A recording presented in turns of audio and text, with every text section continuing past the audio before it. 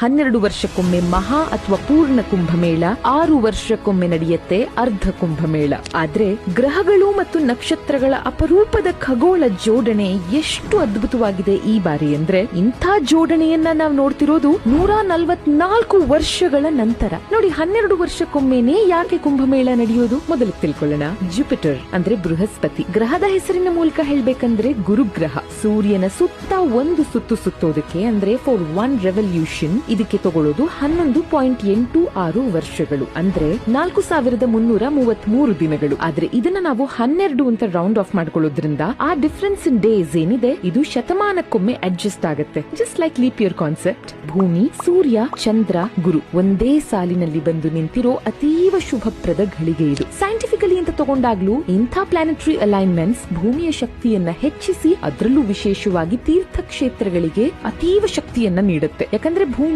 ಮತ್ತು ಮನುಷ್ಯರು ನಾವು ಎರಡರಲ್ಲೂ 72% ನೀರೇ ಇರೋದು. ಇನ್ನು ಪ್ರತಿ 12 ವರ್ಷಕ್ಕೊಮ್ಮೆ ಇಂಥ ಪ್ಲಾನೆಟರಿ ಅಲೈನ್ಮೆಂಟ್ಸ್ ಕುಂಭಮೇಳಕ್ಕೆ ಸಾಕ್ಷಿಯಾಗುತ್ತೆ. ಆದ್ರೆ ಇದನ್ನ ಆಚರಿಸುವ 4 ಪುಣ್ಯಕ್ಷೇತ್ರಗಳಲ್ಲಿ ಆಯಾ ಕ್ಷೇತ್ರದ ಆಸ್ಟ್ರೋನಾಮಿಕಲ್ ಅಂದ್ರೆ ಖಗೋಳ ಶಾಸ್ತ್ರೀಯ ಬದಲಾವಣೆಗಳಿಂದ ಕುಂಭಮೇಳದ ದಿನ ನಿಗದಿಯಾಗುತ್ತೆ. ಜನವರಿ 13ರಂದು ಪ್ರಾರಂಭವಾಗಿ ಫೆಬ್ರವರಿ 26ರವರೆಗೆ ಉತ್ತರ ಪ್ರದೇಶದ ಪ್ರಯಾಗ್ರಾಜ್ ನಲ್ಲಿ ನಡೀತಾ ಇದೆ ಮಹಾಕುಂಭಮೇಳ.